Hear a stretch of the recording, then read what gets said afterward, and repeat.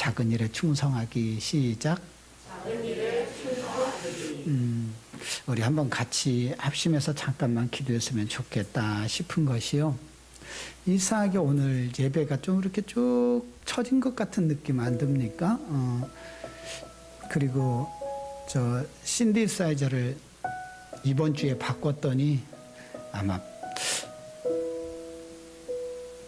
물 먹은 소리가 나는 것 같아요. 이렇게 꼭 젖은 소리. 경쾌하게 조금 이끌어줬으면 좋겠는데 그게 아마 그 바뀌다 보니까 그 소리를 좀 잘 못 잡은 것 같은 생각. 네, 좀 한번 좀 우리 한번 예배를 위해서 그리고 또 말씀 전하는 부족한 종을 위해서 우리 예배가 정말로 예배다워지기를 위해서 우리 한번 같이 조그맣게 기도합니다. 같이 기도합니다. 주여, 이 시간 저희들이 작은 일에 충성하기라고 하는 제목으로 말씀을 들으려고 합니다. 하나님, 이곳에 임재하여 주시길 원합니다. 가장 연약하고 부족한 자를 하나님이 세우셨고 이 시간 부족한 종이 아버지 말씀 가운데에 아버지 섰습니다. 이제 말씀을 전하는 자가 제가 아니라 주님이 되게 하여 주시고 감동하여 주시고 함께하여 주옵소서. 하나님이 우리가 예배를 드릴 때에 집중하게 하여 주시고 어둠의 영들이 한 길로 왔다 일곱 길로 끊어지게 하여 주시고 성령님이 이 시간 붙잡아 주옵소서. 하나님이여, 먼 곳에서부터 날씨가 험한 가운데도 주님을 사모하며 이 자리에 나왔사오니 한 명 한 명 하나님께서 축복하여 주옵소서. 하나님의 특별히 마음의 소원을 가지고 하나님의 기도하고 있는 우리 집사님 머리 위에 은혜를 더하여 주시고 성령의 충만함을 주시고 어둠이 떠나가게 하여 주시고 하나님의 계획한 대로 하나님이여 주님의 계획대로 아버지 하나님의 우리 집사님을 통하여 하나님의 나라가 확장되고 주님의 일들이 아름답게 이루어지게 하여 주옵소서. 방해하는 세력이 떠나가게 하옵소서. 예배 가운데에 성령님 함께 하옵소서. 예수님 이름 받들어 기도합니다. 아멘. 예, 할렐루야. 잘 나오셨습니다. 모두 다 반갑습니다. 고개를 들어요. 그리고 날 봐요. 홍기 형제님. 예, 그래 반갑습니다. 예. 진짜 반갑습니다. 예. 요즘 코로나라고 해가지고 참 좀 조금 줄어든 것 같기는 한데 하여튼 한 10명대로 이렇게 줄어들 때까지는 우리 정말 모두 다 조심하고 그랬으면 좋겠습니다. 우리 눈으로 말해요, 살짝이 말해요, 이렇게 옆 사람하고 이렇게 쳐다보면서 고개 끄덕끄덕만 서로 예, 그래요. 살아서 반갑다 이렇게. 어제 저녁에 12시경에 연락이 오늘 새벽인가 저녁에 늦은 저녁에 연락이 왔어요. 이준행 전도사님 아버님께서 소천하셨노라고 심장마비로 갑자기 그렇게 소천하셨다고. 참 건강하셨거든요. 저보다도 훨씬 더. 갑자기. 그래서 저도 매우 당황스럽고 근데 뭐 그 저녁에 제가 해드릴 수 있는 것이 없잖아요. 전혀. 그래가지고 아마 이렇게 교회에서 이렇게 비록 뭐 이렇게 사역지가 서로 다르다 할지라도 잘 아시는 분들은 같이 가서 위로해주고 그랬으면 좋겠습니다. 사람이 살아간다는 것이 결코 살아가는 게 아니라 우리가 죽어가는 거라는 거 꼭 조금 먼저 이렇게 가신 것이고 우리는 조금 뒤에 가고 뒤에 가는 이유는 조금 더 전도하라고 주의 일을 조금 더 하라고 하나님께서 우리에게 기회를 주시는 것인 줄로 믿습니다. 할렐루야. 저는 일본에는 한 번 갔다 왔죠. 마치 이러다 보니까 제가 막 일본에 가서 뭐 어떤 유명한 뭐 부흥회를 하고 온 것처럼 그렇게 하지만 그게 아니라 저희 부모님을 모시고 이렇게 여행을 다녀온 적이 있었습니다. 뭐 이름도 몰라요. 뭐 후쿠 하여튼 거기까지밖에 몰라요. 그냥 다녀만 왔으니까. 그러다 보니까 뭐 이렇게 도쿄, 동경은 뭐 가보지도 못했지만서도 동경에 가면 아주 제일 유명한 건물이 있는데 임페리얼 호텔이라고 그 호텔이 그렇게 유명한 거예요. 왜 그러냐면 1912년도면은 100년이 넘었잖아요. 100년 전에 그 호텔이 있었는데 그 신관을 새롭게 지으려고 계획을 세우다가 그 하야시라고 하는 그 일본 사람들 이름들은 별로 마음에 별로 안 들어요. 하여튼 이 하야시라고 하는 사람이 총 지배인이었었는데 그분에게 좀 괜찮은 사람을 섭외를 해라 이래 가지고서 섭외를 했는데 그 미국 사람 그 건축가 미국 사람을 이렇게 선정을 해요. 그 라이트 이렇게 하면 뭐 우리 잘 알고 있잖아요. 뭐 라이트 형제도 있고 그런데 그분하고는 좀 별개인 그 라이트라고 하는 분을 이렇게 섭외를 해가지고 건축을 시작을 합니다. 근데 이제 그냥 대충 건축한 것이 아니라 이 당시에는 개념 자체가 없었거든요. 뭐 내진이라든가 방화 설계라든가 아니면 내수 설계라든가 이런 거에 대해서는 전혀 개념도 안 잡혔는데 라이트 이분이 오셔가지고서 뭐 방진, 방화, 그 다음에 뭐 어떤 그런 내진 이런 설계를 적용을 하기 시작을 하고 이 기초서부터 딱 그렇게 적용을 하는 거예요. 이러다 보니까 얼마나 까다롭고 꼼꼼한지 그 자재 선정서부터 이 세멘트가 오고 나면은 그 강도까지 다 체크를 하고 이러고서 이게 건축을 하다 보니까 공기가 3배나 늘어나기 시작을 했고요. 그러다 보니까 이 건축비가 5배 이상이나 많이 소요가 되는 거예요. 그러다 보니까 이 이사진들에서는 이게 하야시 얘가 돈을 먹은 것 아니냐. 아무래도 건축비가 지금 예를 들어서 평당 약 500만 원이면 지는데 1,500만 원이 들었다고 하면은 저 같아도 뭐라고 하지 않겠어요? 그러다 보니까 이게 근데 건축이 이제 11년 정도 걸려서 완공이 돼요. 건물은 참 이쁘게 잘 돼 있죠.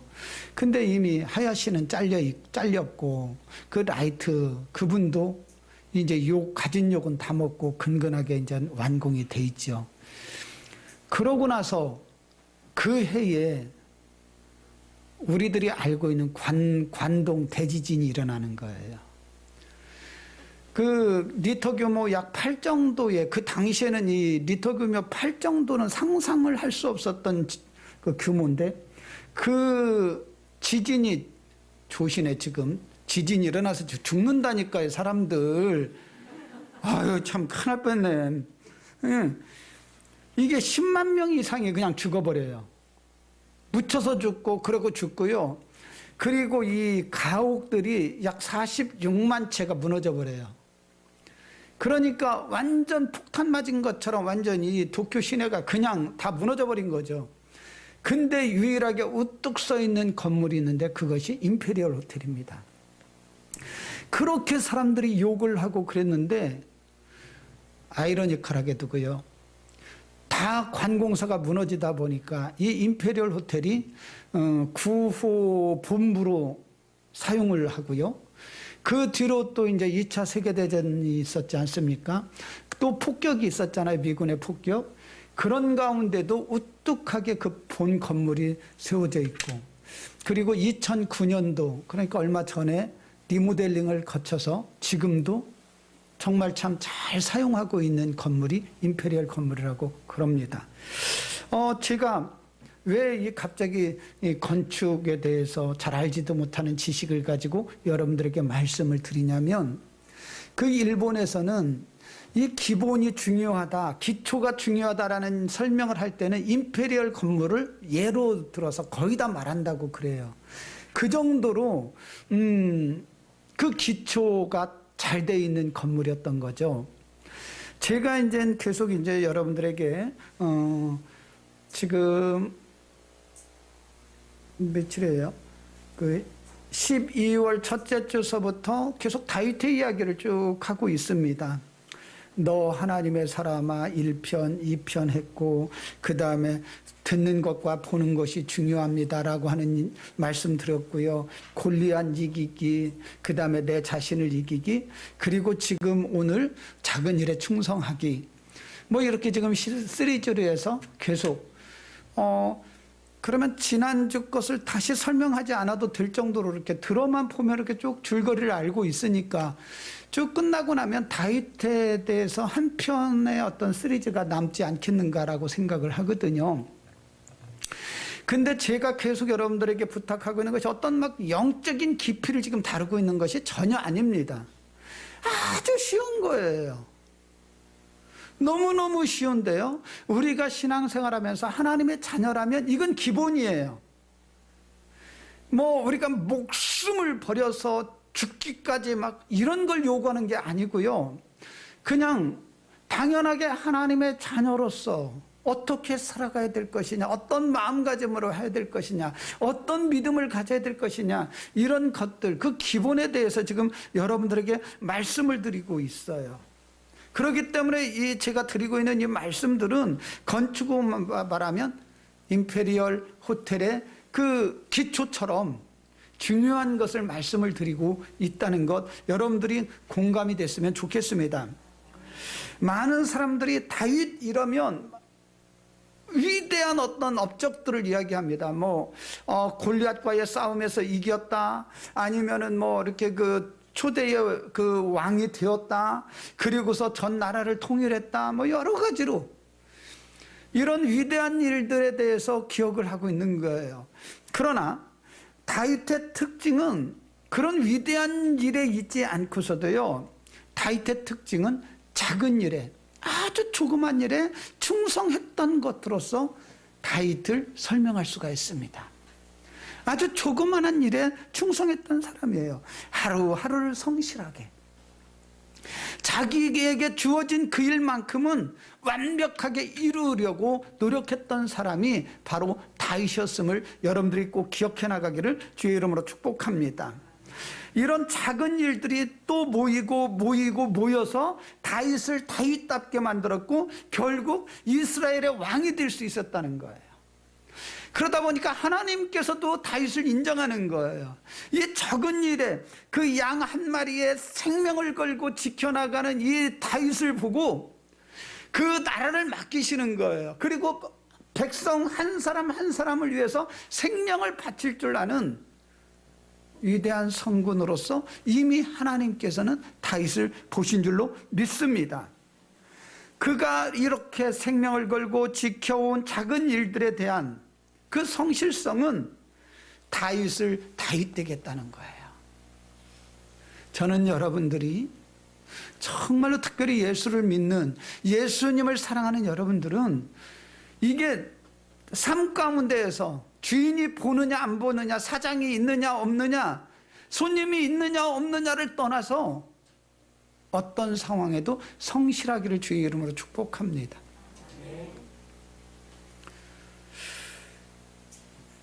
제 나름대로는 제 삶을 돌이켜서 이렇게 돌이켜보면 다시 한번 나에게 이런 기회가 주어진다면 이렇게 잘 해봤을 건데, 더 아름답게 해봤을 것인데, 이런 생각은 거의 없습니다. 이해가 되시나 모르겠어요. 똑같이 저에게 똑같은 기회를 하나님이 주신다 할지라도 저는 제가 살아온 이 범주 내에서 더 이상 벗어나진 않을 것 같아요. 왜 그러냐면 제 나름대로 주어진 일에 최선을 나름대로 한 거예요. 여러분들도 그렇게 최선을 다한 줄로 믿습니다. 근데 제가 더 원하는 것은 그 최선의 삶이 한 번이 아니라 계속되기를 주의 이름으로 축복합니다. 오늘 다윗 형제 이야기 계속 나갈게요. 다윗의 형제, 그 이새의 아들은 8명의 아들이 있었는데요, 그 중에 하나 다윗은 막내였고요. 이 다윗은 몇 번째라고요? 8번째예요. 그의 형들이 7명이나 있었다는 거예요. 그 중에서 제일 큰 형의 이름이 엘리압이고, 그 다음에 아비나답이고, 그 다음에 삼마고, 그 다음에는 성경에 잘 안 나오니까 별로 안 넣었어요. 하여튼 그 엘리압하고 아비나답하고 삼마는 전쟁터에 지금 나가 있어요. 이제 그리고 나서 그 아버지가 곡식을 볶아 가지고서 그 한 에바를 주고, 그 다음에 떡 10덩이와 이마시간 떡 10덩이와 그 다음에 치즈 10덩이를 주면서, 야, 가가지고서 이렇게 전쟁터에 갖고 형들에게 문안하고 돌아오니라 이래요. 그러면서 증표도 가져오래요. 혹시 가운데서 빠져나갈까봐 증표를 갖고 그래요. 자, 하여튼 17절과 18절 같이 한번 볼까요? 예, 같이 봉독합니다. 시작. 이새가 그의 아들 다윗에게 이르되, 지금 내 형들을 위하여 이 볶은 곡식 한 에바와 이 떡 한 10덩이를 가지고 진영으로 속히 가서 내 형들에게 주고, 이 치즈 10덩이를 가져다가 그들의 천부장에게 주고, 내 형들의 안부를 살피고 증표를 가져오라. 아유, 드릴 말씀이 뭐 엄청 많은데, 증표를 가져와라. 아, 이거 좀 그러지 않아요, 그거? 아들을 믿는다는 얘기, 못 믿는다는 얘기예요. 잘 생각해야 돼요. 잘 생각해야 돼요. 자, 볶은 곡식은 사실 전쟁터에서는 비상식량이에요. 이것을 뭐 다시 조리할 이유가 없어요.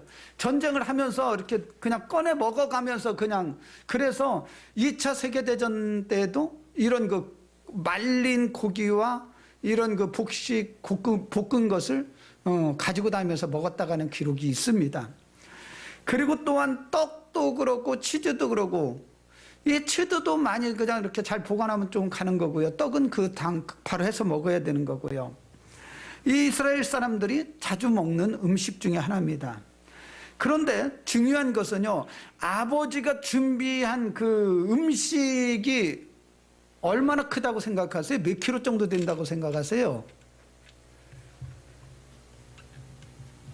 생각 안 해봤다. 예, 그렇게 하니까 제가 있죠. 예.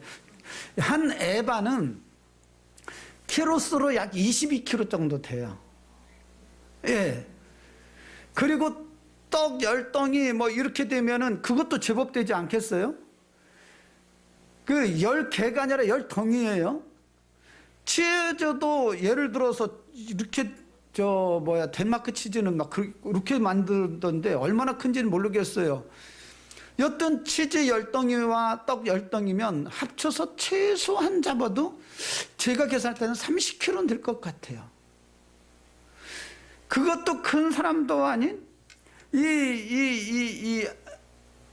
그리고 또한 베들레헴에서요, 이 엘라 골짜기까지는 직선거리로, 지도상으로 이렇게 직선거리로 저기를 찍어보면 나오잖아요. 22km가 나옵니다. 24km 정도 나와요. 그러면은 반듯하게 이렇게 딱 가도 60리예요. 근데 그 장소가 뭔 장소예요? 지금 전쟁터예요, 전쟁터. 전쟁터를 지금 보내는 거예요. 지금이야 도로 사정이 좋으니까 뭐 이거 별 문제가 아니지만요, 그 당시에 이게 60리를 걸어간다고 보면요, 하루 종일 걸어가야 되는 거고, 이 어깨는 아마 얼마나 힘들었을까요? 그곳에 막내인 다윗이 혼자 가야 돼요. 여러분들이 이해가 되나요? 사실 이 정도로 되면은 아버지가 가야 되는 것 아니에요? 응? 아버지가, 그러면 아버지가 가든가 그렇게 하고 이새야 같이 이새가 이제 다윗에게 야 같이 가자 뭐 이 정도로 되지 않겠어요? 근데 다윗 혼자를 보내는 거예요. 가서 또 증표도 또 가서 누가 떼어먹나? 가다가 이게 맛있는 치즈 몇 덩어리 뺄 것 같아서 그랬는지 또 영수증을 받아오라고 또까지 하는 거예요. 사실 다윗 입장에서 보면은 저 같으면은 몇 마디 했을 것 같았습니다. 심부름 가격 주는 것도 아니고, 아니 아버지 다른 형들도 있는데 왜 꼭 막내인 내가 가야 되나요? 응? 위로 형들이 한두 명이 있는 것도 아니잖아요. 3명 나갔다가 할지라도 자기 빼고 4명 빼고 나면은 그 다음에 4명이나 그 형들이 남아있는데 왜 그들은 아무것도 안 하고 왜 꼭 내가 가야 되냐 이거죠. 응? 막내인 이 무거운 짐을 가지고, 그렇다고 그것도 뭐 삼촌네 집 가는 것도 아니라 전쟁터, 그 전쟁터 그 마당에 지금 가야 되는 상황이에요. 왜 그랬을까? 왜? 아유 좀 그것도 하나 여러 가지 궁금한 게 있는데 좀 물어봐야겠네. 제가 뭐 물어본다고 했죠? 천국 가면? 네? 응. 홍해 건널 적이 뭐 이렇게 그 모세가 막 이렇게 쫙 갈 적에 막 고기들이 막 달려오다가 브레이크가 안 들으면은 그냥 툭 튀어나왔을 거 아니에요, 옆에서. 그리고 사람들이 막 지나가다 보면 막 물고기들이 막 구경할 거 아니에요. 그럴 때 이렇게 한 마리 이렇게 또 잡고 막 이랬을 거 아니에요. 그때 얼마나 재밌었냐, 그거 물어보고 싶고요. 두 번째는 삼손 아저씨한테 들릴라가 얼마나 이뻤었냐고, 그거 꼭 물어보고 싶고, 세 번째는 오늘 이새한테 한번 물어봐야겠네. 왜 그렇게 다윗에게만 심부름을 시켰어요? 이거 꼭 물어보고 싶은 거 아닙니까? 이게 넷째가 아니면 5째도 좋고 6째도 좋고 7째도 좋은데 꼭 막내에게 시키는 거예요.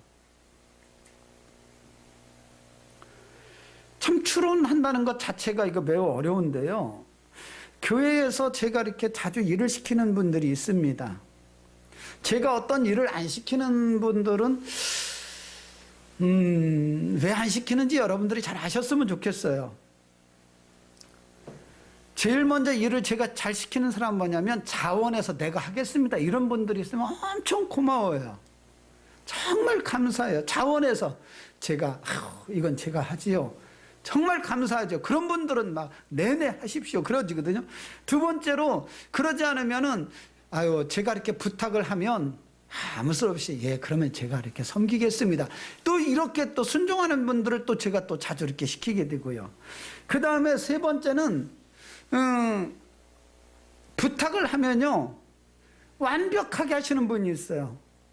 예를 들어 정진태 장로님 같은 분에게 제가 이것 좀 한번 이렇게 해주세요 이렇게 하면은 제가 뒤돌아볼 이유가 없어요. 깨끗하게 일을 마무리를 딱 해서 청소까지 설거지까지 해서 행주까지 꽉 짜가지고 딱 널어놓는 분이거든요. 완벽하게 일하는 이런 사람에게 일을 이렇게 시키거든요. 이런 저의 마음을 토대로 해서 보면 뭐 여러 가지가 있긴 있는데, 아마 형들이 응? 아니 동생 시켜요 왜 나한테만 시켜요? 형들이 아마 다 그래갖고 아마 할 수 없이 다윗에게 시킨 것 아닐까. 또 그것도 아니고, 근데 한마디는 분명한 것은 조금 미움을 받지는 않았을까 하는 생각을 해보게 되는 거예요. 이새에게. 응? 아니면 형들은 시키기만 하면 사고를 쳤든가, 치즈를 갖고 가서 이렇게 조금 좀 갖다 줘라 이렇게 하면 가운데서 다 배달 사고가 나버리는 그런 일들이 있었든가. 우리 한번 여튼 20절 같이 한번 읽어볼게요. 시작. 다윗이 아침에 일찍이 일어나서 양치기는 자에게 맡기고 이새가 명령한 대로 가지고 가서 진영에 이른즉 마침 군대가 전장에 나와서 싸우려고 고함치며. 적어도 다윗이 내가 먼저 가겠습니다 이렇게 자청한 것 같지는 않아요. 왜냐하면 다윗이 아침에 일찍 와서 이새가 명령한 대로 가지고 가서 이래요. 아버지가 시켜서 간 거예요. 자진해서 간 게 아니더라는 거예요. 근데 중요한 것은요, 그럼에도 불구하고 아침에 일찍이 일어나 출발을 하는 거예요.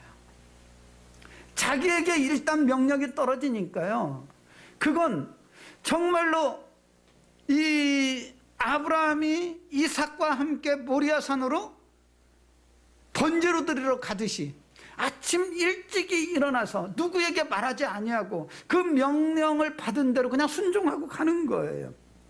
그래서 지체하지 않고 전쟁터로 출발합니다. 무게가 30kg에 되는 짐을 지고 60리길을 걸어간다는 것은 다윗이 아버지의 말에 어떻게 순종하고 있는가 나가는 것을 보여주는 대목이라고 저는 보아져요. 이런 충성이 있었기 때문에 다윗은 골리앗을 만날 수가 있었고 영웅이 될 수 있었습니다. 물론 이런 모든 것들이 하나님의 섭리 안에 있었지만 그 섭리 안에는 다윗의 이런 세밀한 아주 자잘한 작은 충성들이 있었음을 여러분들이 꼭 기억하시기를 바랍니다. 별일 아닌 것들, 주어진 그 일에 최선을 다하는 그 모습. 다윗은 베들레헴 들판에서 양을 치는 목자였었습니다. 목동이라는 거죠. 그 당시는 양치는 목동은 한마디로 3D 업종입니다. 더럽고 힘들고 그 다음에 또 뭐죠? 3D 위험한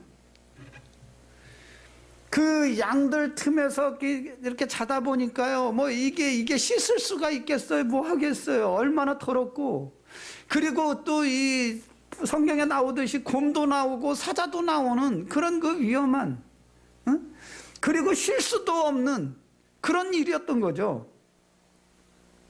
하지만 다윗은 어떤 일이든지 최선을 다합니다. 일단 맡겨놓으면 그 일에 최선을 다하는 거예요. 그래서 다윗은 사울왕 앞에 담대하게 얘기할 수 있는 거예요. 34절과 35절을 보면 오늘 본문 너머에 있습니다. 자, 같이 34절과 35절 볼까요? 다윗이 시작. 다윗이 사울에게 말하되 주의 종이 아버지의 양을 지킬 때에 사자나 곰이 와서 양떼에서 새끼를 물어가면 내가 따라가서 그것을 치고 그 입에서 새끼를 건져내었고 그것이 일어나 나를 해하고자 하면 내가 그 수염을 잡고 그것을 쳐 죽였나이다. 예. 다윗은 목동으로 있을 때 사자나 곰이 습격하면 도망가지 않았습니다. 바라보고만 있지도 않았습니다. 지체하지 않고 따라가서 그 짐승과 싸웠다는 거예요. 누가 바라봐 줬어요? 그렇게 아무도 없는 그곳에서 양떼를 지키고 있을 때에 좀 사자가 와서 한 마리 좀 잡아가면 아이고 그런 게 있다고 내버려둘 거 아니요. 곰이 좀 오면은 그거 뭐지 그 몇백 마리 되는 것 중에서 한 마리 가져가면 그냥 가져가는 겁니다. 근데요 그러지 않았어요. 쫓아가서요 수염을 잡고 패 죽여버린 거예요. 이 짐승들을. 아무도 알아주는 사람이 없어요. 형들이 알아줬냐 그것도 아니에요. 이세가 알아줬냐 그것도 아니에요. 그럼에도 불구하고 아무도 보지 않는 그곳에서 최선을 다했던 그 성실함, 그게 바로 다윗을 다윗되게 했다는 것, 여러분들이 믿어주셨으면 좋겠습니다.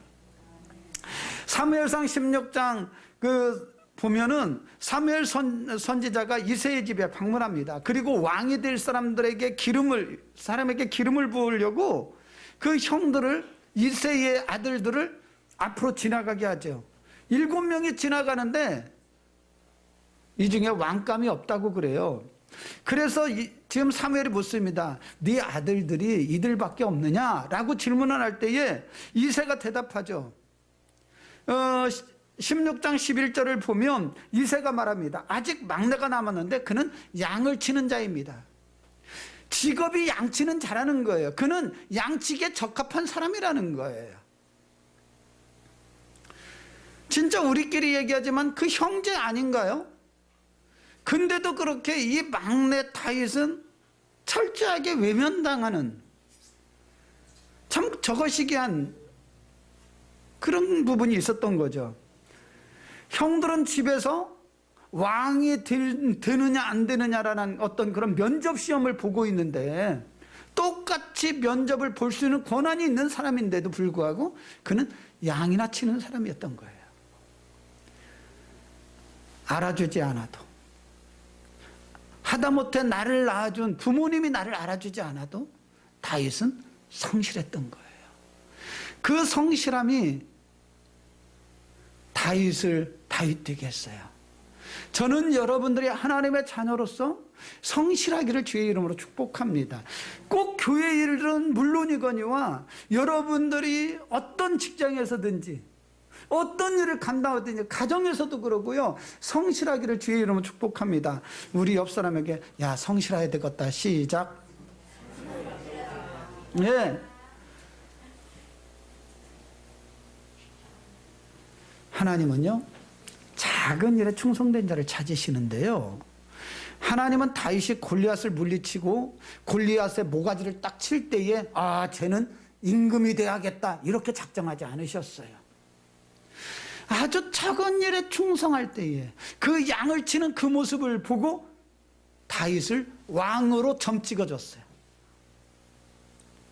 그렇기 때문에 여러분들이 정말로 하나님의 사람이라면 큰 일을 내가 높은 어떤 자리에서 하려고 하지 말고요. 작은 일부터 하는 거예요. 공부하는 학생들은요. 책상머리에서 그 작은 일, 그 자리에서부터 성실하게 공부하는 거예요. 믿어지면 아멘. 사무실에 있든지요. 여러분들이 아이들을 돌보든지요. 어떤 일을 하든지 그 성실함이 있기를 바랍니다. 작은 일에 충성할 때 그를 보셨고요. 왕으로 기름을 부어주셨던 거거든요. 다윗이 뭐 하나님 나를 왕이 되게 해주세요. 나를 축복해 주세요. 뭐 저를 왕으로 세워주시면 내가 열심히 하겠습니다. 이러고 누워있지 않았다는 거죠. 보잘것없는 일이라도요. 자신에게 주어진 일을 성실하게 해낼 때에 다윗은 하나님께서 그 모습을 보셨고요. 크고 위대한 일을 맡겨주셨습니다. 그래서 예수님께서는요. 달란트 비유에서 이렇게 나왔듯이 2달란트 맡은 자나 5달란트 맡은 자나 그들이 최선을 다해서 2달란트를 남기고 5달란트를 남길 때 그 축복하는 내용을 딱 보십시오. 착하고 충성된 종아 내가 작은 일에 충성하였으니 내가 네게 큰 일을 맡기겠다고 똑같아요. 단어 하나가 다르지 않아요. 똑같이 그렇게 말씀하십니다. 여러분들 큰 일에 충성하려고 하지 말고요. 지금 이 자리에서 하나님이 주신 그 일에 최선을 다하세요. 여러분들이 지금 어떤 일을 하든지요. 그것이 하나님의 일이 아니라는 생각을 하지 마십시오. 내가 비록 예수를 믿지 않는 사람 밑에서 일을 할지라도요. 그건 그 일을 통해서 하나님께서 영광 받기를 원하신 줄로 믿습니다. 그게 하나님의 일이거든요.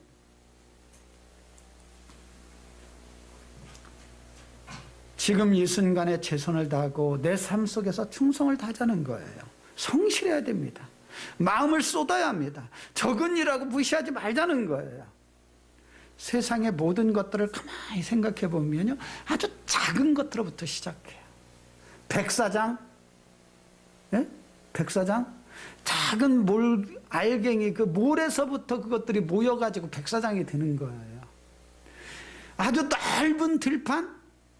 그 풀잎 하나, 2개, 이것들이 모여가지고 푸른 초원을 이루는 것 여러분들이 아시지 않습니까? 정말로 그런 거예요. 작은 일에서부터 아주 조금 모이면 그 사람이 되고요. 그 사람의 성실함이 모이다 보면 인격이 되고요. 그 일을 통해서 하나님께서 영광을 받으신다는 것 믿어졌으면 좋겠습니다. 많은 분들이 큰 일에는 욕심을 냅니다. 근데 작은 일을 무시하는 분들을 봤습니다. 아, 참 많이 답답해요. 하나님은 그런 하나님이 아니시거든요. 저는 누비전 캠프를 매우 사랑합니다. 근데 어떤 분들은 이렇게 세워놓으면 참 잘하시고요.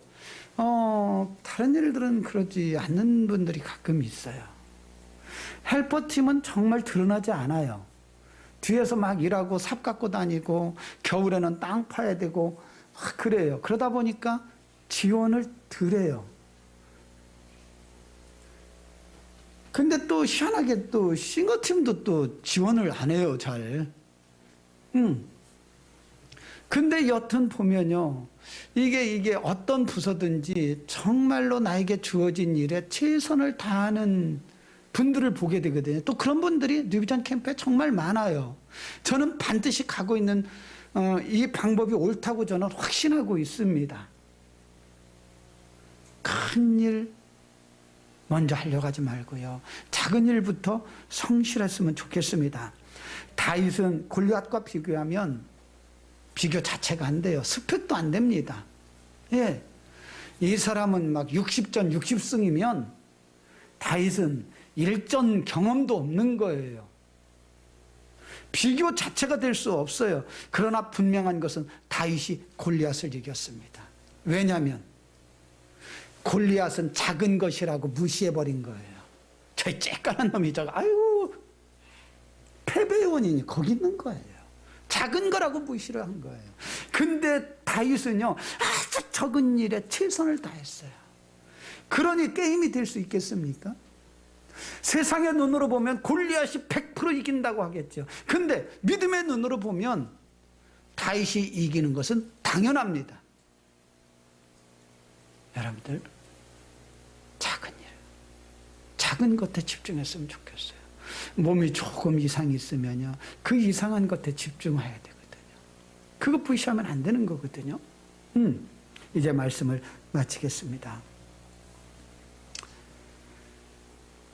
다윗은 믿음의 사람이지요. 하나님께서 함께 하심을 믿었습니다. 그렇기 때문에 하나님이 주신 그 어떤 일이든지 소홀함이 없었어요. 그러다 보니까 그를 통해서 하나님이 영광 받으실 수 있었던 거죠. 우리 하나님의 사람들은 어떤 처지에 놓이고 어떤 환경에 놓인다 할지라도요 두려워하지 마십시오.